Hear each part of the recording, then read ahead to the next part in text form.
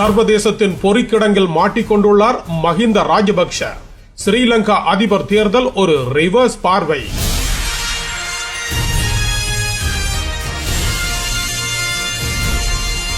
இன்றுடன் ஸ்ரீலங்காவின் முன்னாள் அதிபராகிவிட்ட மஹிந்த ராஜபக்ச தனது மாளிகையில் இருந்து விடிந்தும் விடியாத பொழுதிலேயே வெளியேறிவிட்டார். ஏன்? மக்கள் அதிபர் மாளிகையை சூழ்ந்து விரட்டி அடிக்க முன் ஓட்டம் பிடித்துள்ளார் என்கின்றன சில ஊடகங்கள். ஸ்ரீலங்காவின் வரலாற்றில் என்றுமே இல்லாத அளவிற்கு ஓர் அதிபர் தேர்தல் இவ்வளவு மகத்தான அமைதியாக நடந்துள்ளதே ஏன்? தேர்தல் மோசடியில் மஹிந்தவை போல ஒரு மன்னன் கிடையாது என்று ஜேவிபி தலைவர் சோமவன்ச முன்னர் ஒரு தடவை கூறியிருந்தார். அத்தகைய மன்னாதி மன்னன் அமைதியாக தேர்தல் நடத்தி அதைவிட அமைதியாக வெளியேற காரணம் என்ன? நேற்று தேர்தல் நடக்கும் போதே அமெரிக்க வெளியுறவுத்துறை செயலர் மஹிந்தவுக்கு போன் செய்து தேர்தலை குழப்ப வேண்டாம் என்றும் மஹிந்தவை மீண்டும் எச்சரித்திருந்தார். ஏன் அவர் மட்டும் இதில் தலையிட வேண்டும்? ஸ்ரீலங்காவின் தேர்தல் வரலாற்றில் என்றுமே இல்லாத அமைதியான ஆட்சி மாற்றம் நடந்துள்ளதே ஏன்? அனைத்து கேள்விகளுக்கும் ஒரே பதில். சர்வதேசத்தின் பிடி ஸ்ரீலங்காவின் கழுத்தை இறுக்கிவிட்டது என்பதுதான் அர்த்தம். தமிழர்கள் இதை புரிய வேண்டும். இலங்கை தீவு என்கின்ற மாங்கனி ஏறத்தாழ பறிக்கப்பட்டு விட்டது. அதற்குள் தான் தமிழர்களும் இருக்கின்றார்கள் என்பதை புரிய வேண்டிய பொறுப்பான தருணம் இது. ஆசிய பிராந்தியத்திற்கான அமெரிக்காவின் நிகழ்ச்சி திட்டம் மாறிவிட்டது. ஸ்ரீலங்காவில் மஹிந்த கோத்தபாய பாணி வெள்ளைவான் ஆட்சியும் உல்லாச பயணிகளாக வரும் வெளிநாட்டு பெண்கள் பாலியல் பலாத்காரம் செய்து கொல்லப்படுவதும் இனி சாத்தியப்படாது என்று முன்னரே செய்திகளும் ஆய்வுகளும் ஸ்ரீலங்காவை எச்சரித்திருந்தன. நடைபெற்றிருக்கும் நிகழ்வுகளை பார்த்தால் மஹிந்த ராஜபக்ச 2 ஆண்டுகள் முன்னதாகவே அதிபர் தேர்தலை நடத்தவும் அவருக்கு கிடைத்த இன்னொரு அழுத்தமே காரணமாக இருந்திருக்க கூடும் என்கின்ற சந்தேகமும் இப்பொழுது ஏற்படுகின்றது. ஸ்ரீலங்காவில் மஹிந்த ரெஜிமானது சிரியாவில் ஆசாட் ரெஜிம் போல ஆட்சியில் இருந்து உலக நாடுகளில் ரெஜிம்களுக்கு இனி இடமில்லை என்பதனால் அகற்றப்பட்டு கொண்டிருக்கும் ஆட்சிகளினுடைய வரிசையில் மஹிந்த ராஜபக்ச குடும்பமும் அகற்றப்பட்டிருக்கின்றது. நடந்து முடிந்த தேர்தலை புரட்டி பார்த்தால் ஒரு நெறிமுறைப்படி மஹிந்த ரெஜிம் அகற்றப்பட வேண்டும் என்பதற்கு அமைவாக நிகழ்ச்சி திட்டம் அரங்கேறி இருப்பது தெளிவாக தெரிகின்றது. மஹிந்த ராஜபக்ச தோற்கடிக்கப்பட வேண்டும் என்பதற்காகவே அனைத்து வியூகங்களும் அமைக்கப்பட்டிருந்தன. இதை அமைக்கும் ஆற்றலும் பகுப்பாய்வும் ஸ்ரீலங்கா எதிரணிக்கு கிடையாது. அவர்களுக்கு ஒரு பிரச்சனையை எப்படி தீர்ப்பதென்றே தெரியாது. இது வரலாறு. இனி நடந்த நாடகங்களை திருப்பி போட்டு பார்த்தால் நடந்து முடிந்திருக்கும் விவகாரங்களின் உண்மை தெளிவாக தெரிய வரும். இதுதான் இந்த ரிவர்ஸ் பார்வை.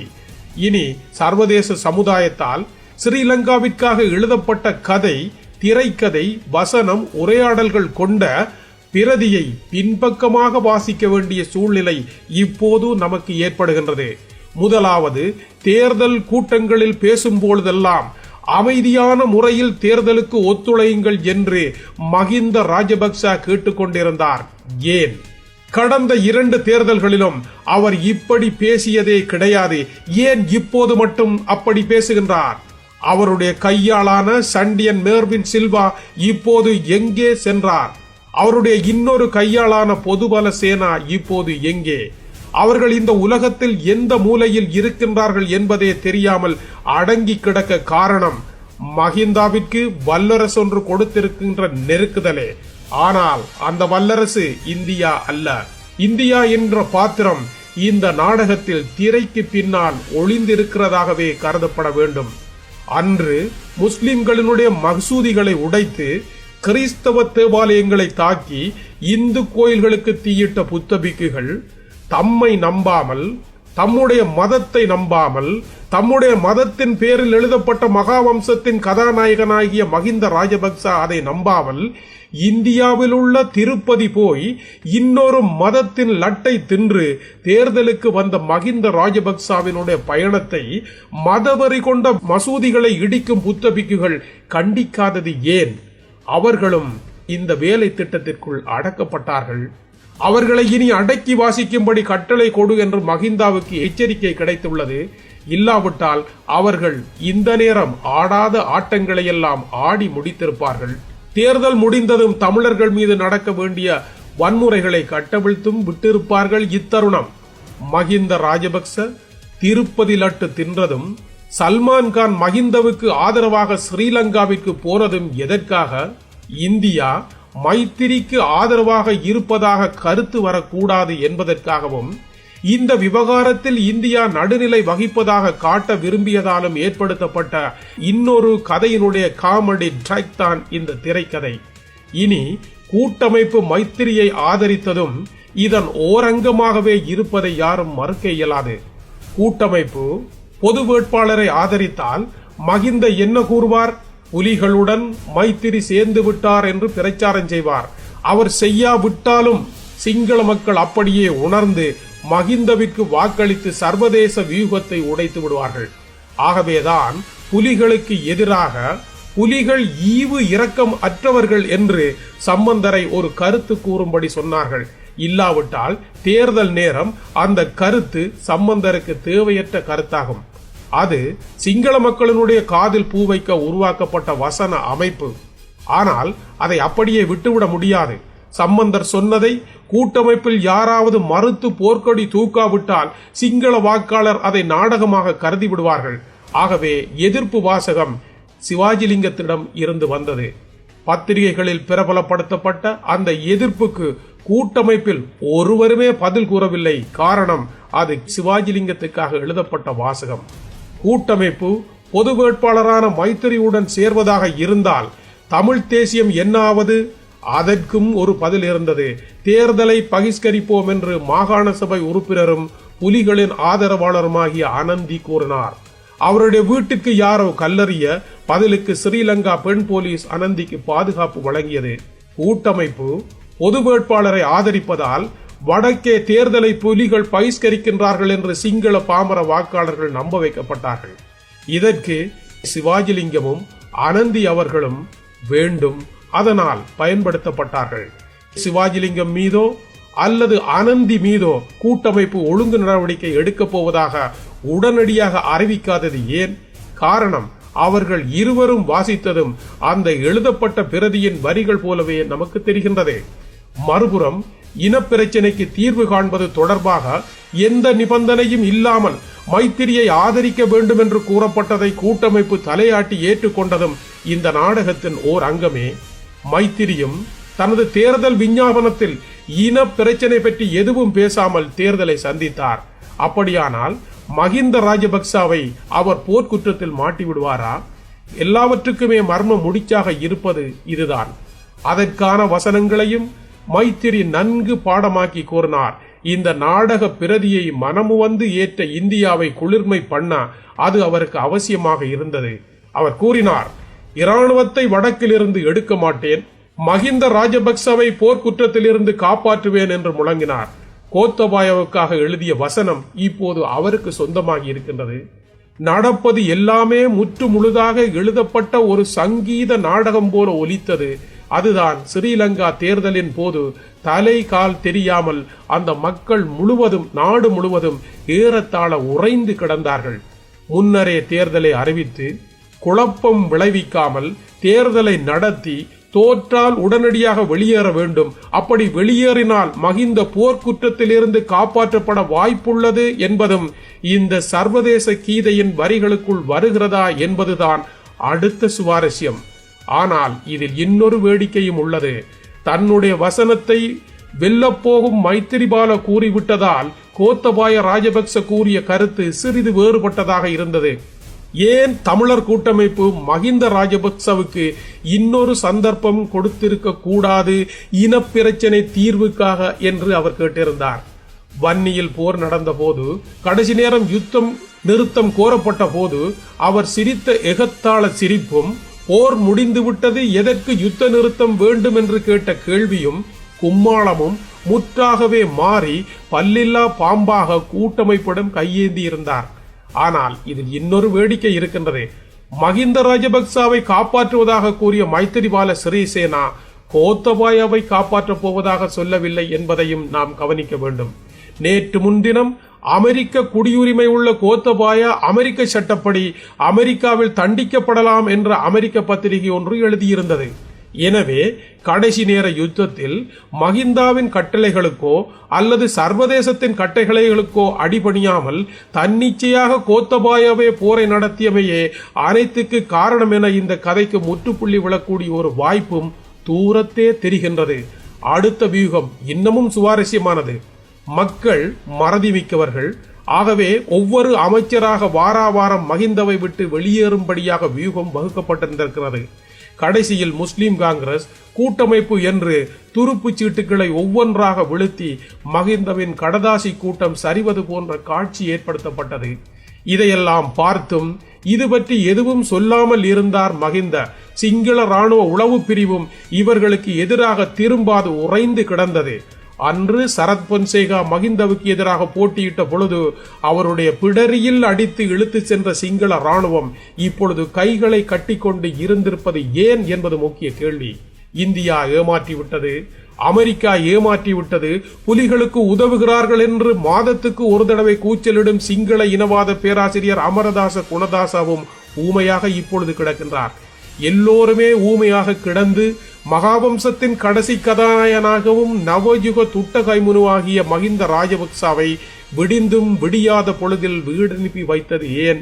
இந்த நாடகத்தில் இவர்கள் அனைவரும் பணம் கொடுத்து உருவேற்றப்படும் வெறும் பாத்திரங்கள் மட்டுமே அவர்களால் ஊமைகளாகவும் நடிக்க முடியும் என்பதை இப்பொழுது ஊமைகளாக நடித்து காட்டியிருக்கின்றார்கள். இது தமிழ் மக்கள் புரிய வேண்டிய இடம். அப்படியானால் கருணா, பிள்ளையான், KP டக்ளஸ் போன்றவர்களுடைய எதிர்காலம் என்ன? இவர்கள் அனைவரும் முன்னர் புலிகளுக்காக எழுதப்பட்ட சர்வதேச கீதையின் பாகம் 1 பாத்திரங்கள். பாகம் 2 தான் இவர்களுடைய தலைவிதி சுழன்று கொண்டிருக்கின்றது. சிங்களவரை போர்க்குற்றவாளியாக்க முன்னர் தமிழரைத்தான் போர்க்குற்றவாளியாக்குவார்கள். இனி புலம்பெயர் தமிழர் சிந்திக்க வேண்டியதும் இந்த விடயங்களோடு தொடர்பு பட்டதுதான். பட்டாசு வெடித்து இந்த வெற்றியை கொண்டாடுவோமா, இல்லை லட்டு கொடுப்போமா, இல்லை யார் வந்தாலும் தமிழர் பிரச்சனை தீராதென அழுத்துக் கொள்வோமா என்ற 3 கோணத்தில் அவர்கள் சிந்திக்க வாய்ப்பு இருக்கின்றது. இப்போது தமிழர் பிரச்சனைக்கு தீர்வு காண்பதை எதிர்ப்பதற்கு ஓர் எதிரணி ஸ்ரீலங்காவில் கிடையாது. மகிந்த ராஜபக்சவின் ஸ்ரீலங்கா சுதந்திர கட்சி கடைசி கட்டத்தில் நிற்கின்றது. அவர்களும் இனப்பிரச்சனை தீர்வுக்கு எதிர்ப்பு தெரிவிக்க மாட்டோம் என்று உள்ளார்கள். ஏனென்றால் அவர்கள் கழுத்தை இருக்கும் போர்க்குற்றம். தீர்வுக்கு தடையில்லை. பிள்ளையார் பிடிக்க காகம் வந்தது போல ஏதோ ஒரு தீர்வு வரும். ஆனால் அது மட்டுப்படுத்ததாகவே இருக்கும் என்பதை தெரிய வருகின்றது. காரணம் என்ன?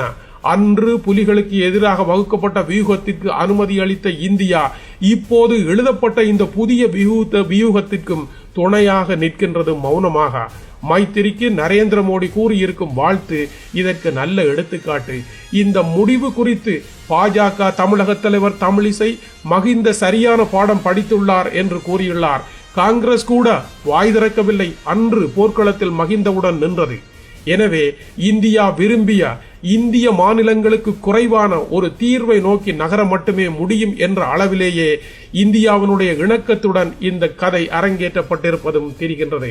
இதற்கு மேல் போனால் மறுபடியும் சிங்கள கட்சிகள் பிளவுபடும் என்று கூறப்பட்டு இந்த கதைக்கு அமைதி காணப்படவும் வாய்ப்பிருக்கின்றது. இந்த வியூகத்தில் புலம்பெயர் தமிழர் எதுவும் செய்ய முடியுமா என்பது முக்கிய கேள்வி. அப்படி ஏதாவது செய்தால் அவர்களுக்காக எழுதப்பட்டுள்ள சர்வதேச கீதை 3ஆம் பாகத்தையும் அவர்கள் கையில் எடுக்கலாம். இன்னமும் புலிகள் மீதான தடையை அவர்கள் நீடிப்பு செய்ய இதுவும் ஒரு காரணம். இந்த சர்வதேச இரும்பு சக்கரத்தின் திசையை மாற்றுவது எளிதான வேலையல்ல. இன்றைய தென்னாசிய அரசியலில் எந்த ஒரு பாத்திரமும் இந்த சக்கரத்துக்கு வெளியால் இல்லை என்பதுதான் அதிசயமான உண்மையாக இருக்கின்றது. இதற்கு நரேந்திர மோடியை விட அழகான உதாரணம் கிடையாது. ஆட்சிக்கு வந்த 100 தினங்களில் புதிய மாற்றங்களை செய்வேன், அனைத்து மந்திரிகளுக்கும் தமது முதல் 100 தினங்களுக்கான வேலை திட்டங்களுடன் வாருங்கள் என்று ஒரு அறிவித்தல் அவர் கொடுத்தார். இன்றோடு அவர் பதவியேற்று 216 நாட்கள் ஆகிவிட்டன. அந்த 100 நாள் கதையை அவர் மறந்து 119 நாட்கள் ஆகிவிட்டன. இப்போது மைத்திரிபால சேனநாயக்காவும் 100 தினங்களில் மாற்றத்தை செய்கிறேன் என்று ஆட்சிக்கு வந்துள்ளார். மோடியின் 100 நாள் கதையை எழுதியவர்களே இவருடைய 100 நாள் கதையையும் எழுதியிருக்கலாம். இரண்டுமே ஒற்றுமையாக உள்ளன. மோடி அரசு மேலை நாடுகளுக்கு வாய்ப்பான ஓர் அரசாக மாறியுள்ளது. அதனுடைய இந்திய நில உடைமைக்கான புதிய சட்டம் இதற்கு ஓர் உதாரணம். இதே கதைதான் மைத்திரியின் முதல் 100 நாட்களிலும் நடக்க வாய்ப்புள்ளது. இந்தியா 100 என்றால் இலங்கையும் 100, 100க்கு 100 எவ்வளவு அழகாக பொருந்துகிறது. இந்த திரைக்கதையை எழுதியவர்கள் மிகவும் திறமைசாலிகள். ஆனால் எல்லா திறமைசாலியும் ஓரிடத்தில் சறுக்குவான். இந்த 100க்கு 100 தான் அவர்கள் சறுக்கிய இடம். அடுத்து வரும் சறுக்கல்கள் எல்லாம் இதிலிருந்துதான் ஆரம்பிக்கும். இதை புலம்பெயர் தமிழர் புரிந்து நடக்க வேண்டும். நீரோட்டம் படகின் திசையை மாற்றும். ஆனால் படகால் நீரோட்டத்தின் திசையை மாற்ற முடியாது. இதுதான் உலக அரசியல். மஹிந்தாவிற்காக குரல் கொடுத்த அவருடைய உயிர் நண்பன் சுப்பிரமணிய சுவாமியும் தனது நண்பனுக்கு இப்படியொரு அவலம் வந்துவிட்டதே என்று குரல் கொடுத்தாரா? அவரும் கம் என்று இருக்கின்றார். ஏன்? உலகம் முழுவதையும் ஒட்டு கேட்ட அமெரிக்காவின் NSA உளவு பிரிவு தென்னாசிய தலைவர்கள் அனைவருடைய உரையாடல்களையும் பதிவு செய்யாமல் இருந்திருக்குமா? போர்க்குற்றத்திற்கான அனைத்து ஆதாரங்களும் அவர்களிடம் இருக்கும். தென்னாசிய பிராந்திய மேலாண்மைக்கு எது தேவையோ தேவைக்கு ஏற்ப பயன்படுத்துவார்கள். ஆம், இது நீரோடு செல்கின்ற ஓடம். இதில் நியாயங்கள் யார் சொல்லக்கூடும் என்பது ஒரு தமிழ் திரை இசை பாடல். சர்வதேச விவகாரத்தில் இதுதான் ஒரே நியதி. ஆனால் அதே பாடலில் இன்னொரு வரி இருக்கின்றது. சட்டம் ஏமாந்து போனாலும் போகும், தர்மம் எப்போதும் பழிவாங்கி தீரும் என்று வரும். 21ஆம் நூற்றாண்டின் துட்ட கைமுனுவான மஹிந்த ராஜபக்சவையும் தர்மம் இப்படி ஒரு பொறிக்குள் விரைவாக வீழ்த்தியுள்ளது. மகாவம்ச பிக்குகள் கூட இப்பொழுது வாயடைத்து நிற்கின்றார்கள். புலம்பெயர் தமிழர் இவை அனைத்தையும் தராசில் போட்டு நிதானமாக நடக்க வேண்டும். உணர்ச்சி அரசியல் பேச்சுக்களில் மிக எச்சரிக்கையாகவும் இருக்க வேண்டும். ஏனென்றால் இது நீரோடு செல்லுகின்ற ஓடம்.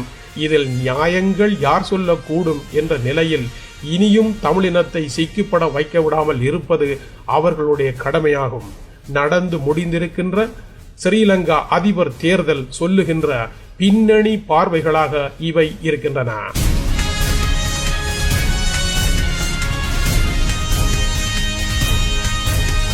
தென்னாசிய அரசியல் விவகார பார்வைக்காக டென்மார்க்கில் இருந்து கீசே துரை.